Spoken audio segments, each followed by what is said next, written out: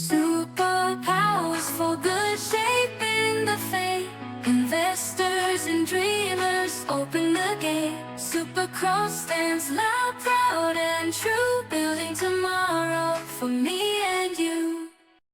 Welcome, everyone. We're here today with Chef Todd Manley of Mutiny Island Vodka. I'm so excited to introduce you to what he's doing. It's such a remarkable effort to have dramatic social impact and dramatic environmental impact all at the same time. That he's having some fun. So this is a great one. You're gonna love this. He's raising capital on WeFunder. Is it WeFunder or Start Engine? Start WeFunder? Engine. Start Engine. Sorry, what a goof. Forgive me. Start Engine. Anyway, Chef, tell us a little bit about what you're doing. So, really, Devin, one, thank you for having me on the show. It's very, very, very, I'm very passionate about this and mostly about something called breadfruit. So it's a criminally underutilized fruit in the world. It's been around thousands of years, especially from Oceania, Polynesia, Mutiny on the Bounty Tail, where we get our name. That whole mutiny was about bringing breadfruit from the Pacific to the Caribbean. We ended up making a spirit out of it, the world's first island vodka, actually the only island vodka in the world distilled from breadfruit. But simply by making products out of breadfruit, and it doesn't have to be just our vodka, it could be pasta, pizza dough. I call it the Google of the agricultural world, breadfruit. Simply by using breadfruit as a substrate, it incentivizes breadfruit trees to be propagated and planted. And what happens when you do that? Breadfruit trees sequester hundreds of tons of carbon dioxide out of the atmosphere, and they produce abundant food, so a superfood that can create food security for people. So just by using these products, and I hate to say this, but it's kind of true. You drink and you better the planet, like something like that. That's fun, though. I'm excited to see this work. How did you come across this? I mean, you're a chef. You've got a restaurant there. Tell us a little bit about how you discovered breadfruit and its potential impact, and that you could make vodka out of it. Tell us Well, the story. the idea was to make island vodka. At that time, that was in 2007, I think. I was going to use something called guinea grass to do so, which is abundant here on the island. It didn't work out, and I kind of shelved the idea for a long time. And then being a chef, one of the things I love cooking with is breadfruit. It's super, super versatile and really good for you too. Specifically for like a vegan, you couldn't ask for any more. And then we got hit by two hurricanes, Irma and Maria, 12 days apart. We didn't have power for 5 months here in the islands. So, and at the time I had, I think, 6 restaurants going. So I had some downtime. So I said, okay, let me see if I can do this. And me and my business partner, restaurant partner, who's also a chef, we're sitting around, just brainstorming. And as we do, he says breadfruit. And I'm like, you're right, breadfruit is it. So we got a 5-gallon Home Depot bucket. This is a true story. A 5-gallon Home Depot bucket, some stuff off of Amazon to try to manipulate the breadfruit, and then we didn't think it was going to work. But lo and behold, about 10 days later, we had created breadfruit ethanol, and wow, it's a wild story after that. So. That's how we got there. And then there's a celebrity chef named Sam Choi, a friend of mine, and we were doing a charity event.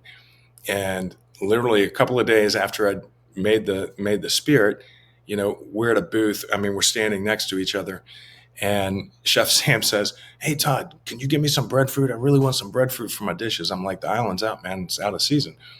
And he says, "No, no." And he keeps talking about breadfruit. And so I find out, he tells me, and I'm trying to convince us. He says, "Todd, the advertisements on American Airlines that are trying to get Hawaii to cease the importation of rice and potatoes in lieu of using the breadfruit that grows there." He's like, "I'm the guy that pays for that ad." I said, "What?" And so I said, all right, let me invite Sam to brunch. I brought him to brunch. I poured him a shot of moonshine, really is what it was. I figured he would know what it was as a chef. And he drank it and he just sat there for the longest time. And he's like, don't tell anyone what you've done. Um, and then I went on to learn that he's been trying to end starvation using breadfruit for over 20 years. So he introduced me to Dr. Craig Elovich, Doc Tusi, some people in American Samoa, and I went out there and learned everything I could about breadfruit. And he gave me this charge. He's like, Todd, no one knows what breadfruit is, but everyone's going to know what island vodka is. You're in charge of letting the world know what breadfruit is.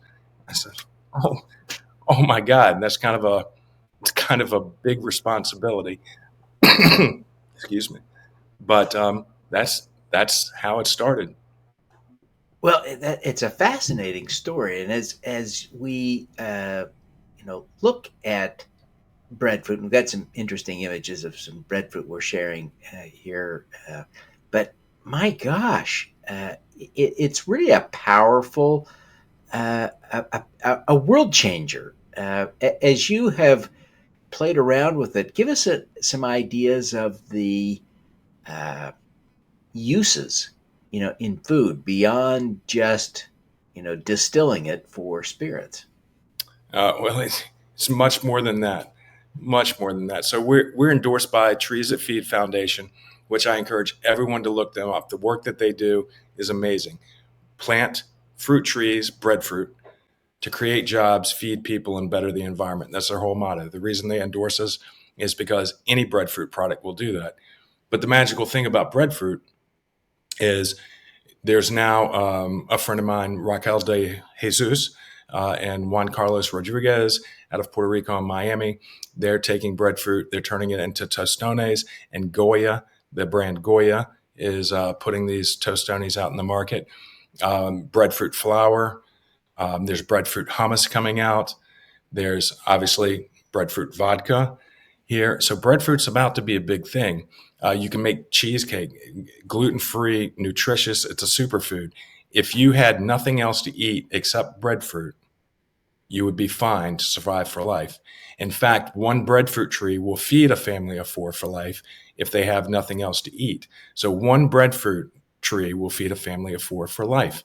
The leaves are beautiful, but they also do something else. When they hit the ground and they start decaying, they produce squalene, which is a fatty acid that they used to kill sharks for, to make cosmetics and anti-aging creams, as well as treatments for cancer. They're also using breadfruit in Hawaii because of it's a super complex carbohydrate. It takes your body about 12 hours to digest it. So to combat childhood diabetes, it doesn't cause the sugar spikes and all that because it takes your body so long to digest it. Great for athletes as well. It also produces latex. Latex trades, I think the last time I looked, at about $1,000 a gallon as a commodity. There's another opportunity for islanders and communities that maybe poverty is the norm. And 80% of the world's starving population live in the tropics where breadfruit trees will grow. And that's what Trees That Feed Foundation is doing. Mary and Mike McLaughlin are the ones that founded that. So they go into communities. They don't give them a fish. They teach them how to fish. So they let them set up these plant breadfruits, show them how to make the value-added products, and then they leave. And what that creates is sustainable economy also for all these different places. It is a remarkable tree and fruit. Here's some fun facts though, not just to talk about all the cool stuff, but the first recorded surfboard ever seen in history that was documented, not discovered, but documented, was made of a breadfruit tree. Peter Pan's favorite food in J.A. Barrie's book, Peter Pan and the Lost Boys. Peter Pan's favorite food is not peanut butter. It is breadfruit. So breadfruit's been around, and people just don't know about it yet. There's Yeah. been 3 movies made about Mutiny on the Bounty with Marlon Brando and then Clark Gable and then Mel Gibson. But no one realizes that whole mutiny was about bringing breadfruit. That was 225 years ago that they recognized the power of this fruit, and then everyone just forgot. Yeah. Now, one of the things that I love about what you're doing is uh, that this is an opportunity to leverage regulation crowdfunding in the Caribbean, right? And regulation crowdfunding, of course, only allows for U.S. companies to raise capital. But in the U.S. Virgin Islands and Puerto Rico, you're part of the United States. You can take advantage of this.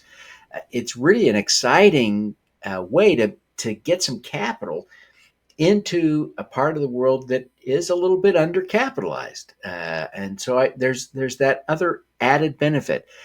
Tell us a little bit about your connection to the USVI, how long you've been there, and what you love about it, and maybe give us. You hinted at some of the challenges with the hurricanes, but tell us a little bit about some of the challenges of living in the Caribbean. Wow. Challenges of living in the Caribbean. Power outages frequently, unstable electrical grids, weather, high prices, low prices, containers not arriving. We depend on 99% of our food here from the outside world, which is a shame. But yeah, those are some real challenges. But the great thing is the water's beautiful. The people are amazing. They're kind and passionate about where they live. And when you go out here, this is true. When you go out here, if you walk past someone in the morning and you do not say good morning, you are being rude, and people hold you to it. And they look at you and they're like, "Good morning," if you don't say anything. So it's and like say a New Yorker, say a New York, not saying anything about New Yorkers, but say you come from that fast pace and you come down here, people want to speak to you and they're kind. What got me here, 14, maybe 15 years ago was my first day stopping here. Someone invited me to their house for dinner, and I was like, was wondering if I was going to get robbed or not, and I didn't get robbed. I had great food and great conversations, and I was like, this would happen no other place in the world. And I said, I have to move here, and so I did. Oh, that's great. It is just absolutely beautiful, beautiful, beautiful, beautiful. And I'm excited to sort of learn more and explore this after we continue talking. But listen, folks, right now we're going to take a quick break. And when we come back, we're going to talk to Chef Todd about uh, his superpower. So stick around. You don't want to miss this. I can't wait, Devin. Raise up to $5 million or $75 million annually with regulated investment crowdfunding. Convert customers into investors and expand your reach. Get expert guidance from Crowdfund Holdings innovators to help ensure success. Contact us at solutions@crowdfund.holdings. Want to learn from the world's great changemakers? Find your superpower. Subscribe to the Superpowers for Good newsletter at superpowersforgood.com. Make your strengths into superpowers that will change the world. Join the super crowd today. Superpowers4good.com. Hope to raise money from the impact crowd. Good investors are as interested in community, social or environmental impact as you. Connect with Funding Hope, an SEC-registered FINRA member crowdfunding portal to learn how to raise capital from the impact crowd. Scan the QR code now. Welcome back, everyone. I am so excited. We're just having such a fun conversation. I don't know. It's been a long time since I've seen kind of the triple play of impact that we're seeing today with Chef Todd and his business. But we're going to shift gears and talk about his superpower. So stick around for this conversation. You don't want to miss this. Chef, Hey, Devin. you've done amazing things, and not the least of which is the amazing work you're doing with breadfruit and turning that into not only a passion but into a real world-changing, life-changing tool for so many different problems, and finding a way to leverage that with your new Mutiny Island Vodka. But what is your superpower? Oh, you're going to love this. It's pretty simple. Um, I have amazing parents, amazing grandparents. Um, my superpower is that I care. I have a big heart and I care. And I like to keep learning. And then, by caring and connecting the dots of all these different things all over the world, could be from music, could be from cooking, could be, from college, but they come together and it's always, at least in my head, this is what my brain does. It always wants to come out with a win-win for everybody, and particularly the community. And I believe this: if I were to, when I leave this planet, if I've made one little dent of good when I go, that's a very satisfying life. That's my superpower. Well, that is profound. I love that. I wonder, obviously, let's acknowledge right off the top here that Mutiny Island Vodka is a manifestation of that superpower, right? You're caring. I wonder if you could give us another example of something from your past life that connects and illustrates this superpower. Oh, wow. There's a lot of crazy ones. I don't even know if I should say this because I'm not qualified, but I had this one idea one time. I play music, and there's something called an EBO made by Gibson, and you can hold a note indefinitely on a guitar by putting this magnet over top of it. And so then I'm starting to read and watch, and I don't know why nanoparticles attracted me. Um, I have no idea why, it just did. And so then I started thinking, well, what if you could use this EBO, a magnet, and these nanoparticles of metal, say silver or copper or whatever, could be vibrated to like destroy a cancer cell and nothing else around it. And then my experiment was I put a copper wire in a hot dog and put it in the microwave. It's true.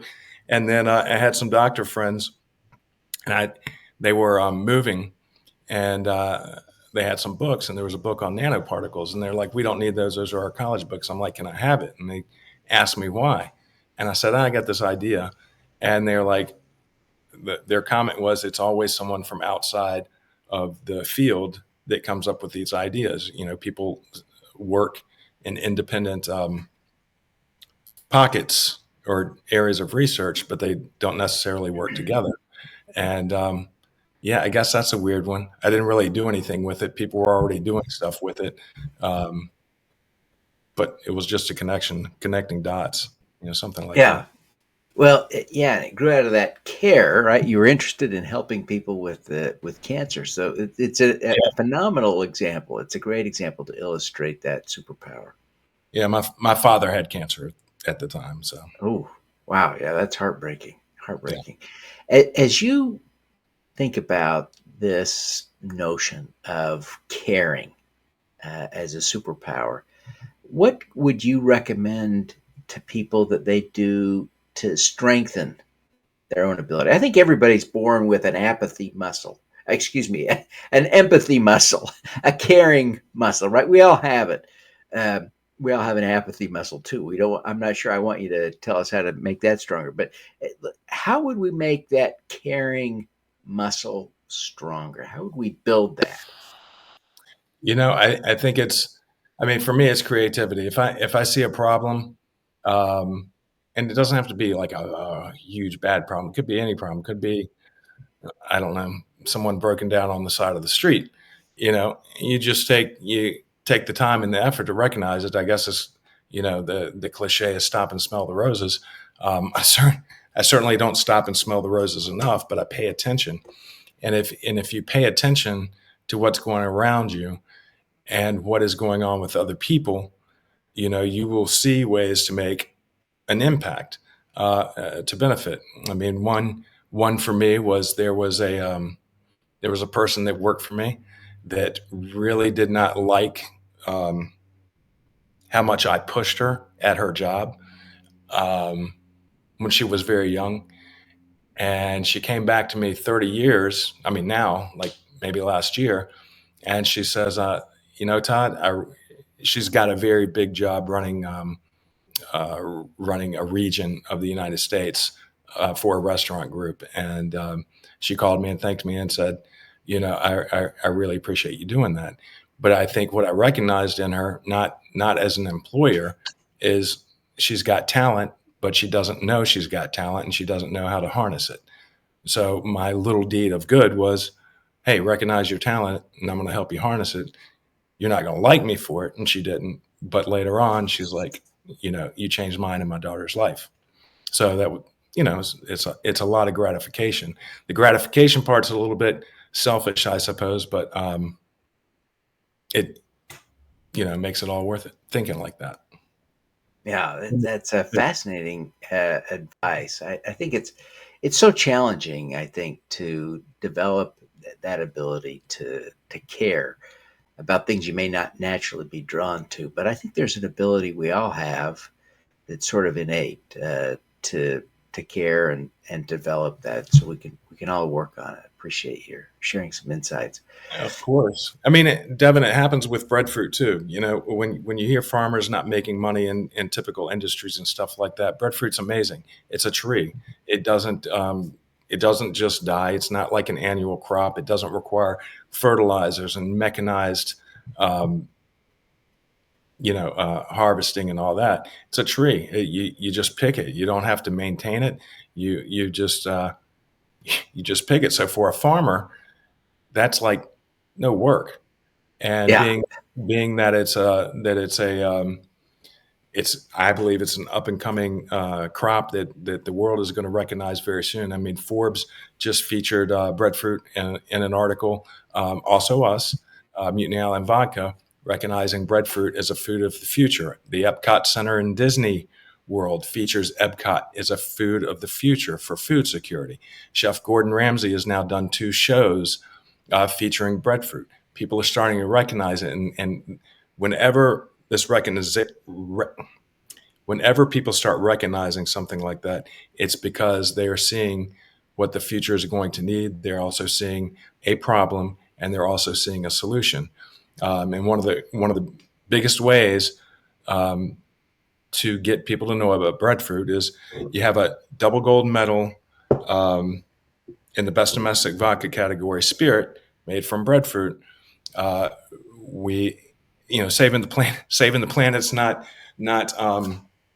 it's much more fun with friends. So we're featured on Virgin Voyages, at American Airlines, at NRP, Apple, and Applebee's franchises, Margaritaville. And the reasons why we're getting this traction is everyone's looking to figure out how to be more sustainable, benefit the environment. And this is an easy choice. Any choice to breadfruit, whether it's Mutiny Island Vodka or breadfruit chips or breadfruit hummus, when you make that change, just because you are incentivizing the planting of breadfruit trees, you're endorsing and encouraging responsible agricultural processes. This is really cool. And I'm just so grateful that you would take the time to be with us today. Before we wrap up, I wonder if you would just take a minute and tell people how they can learn more about Mutiny Island Vodka, how they can invest. Take a minute. Tell them the steps so they can participate with you, and then how they can connect with you. People are going to fall in love with you and what you're doing, and they're going to want to connect. So please share. So, the crowdfunding thing on Start Engine, that's what you can find it on Start Engine. We were hesitant to do that. And then as people started explaining to me, because I'm not a marketing person, I'm a chef, as people started explaining it to me, they're like, Todd, you don't realize the amount of exposure you're going to get for the brand and the story by doing a Regulation CF crowdfund raise. The opportunity is there. I mean, I obviously believe in the product. I believe in breadfruit. If you ask me anything about breadfruit, you'll probably get an hour and a half conversation out of me. But you can go to Start Engine. You can check out the whole story. You'll actually see articles from Forbes, our partnerships with the Applebee's, all those things. You'll learn a whole lot about breadfruit. But for me, having that buy-in from the community means that everyone is learning about breadfruit. Even our structure for pricing our product on the shelf in the US, even though it's a premium product, we try to keep it at like $20 because we want everyone to know about breadfruit. That's how, the world's going to recognize breadfruit. So Excellent. if we have all these investors on Regulation CF come in, we have now, 400 new breadfruit advocates. Yeah, well, we want to see you succeed. We wish you every success. Thanks for being with us today. Thank you, Devin. I appreciate it. On Instagram, I'm Chef Todd Mutiny, and you are welcome to reach out to me and contact me. All right. Todd Let's Mutiny. do some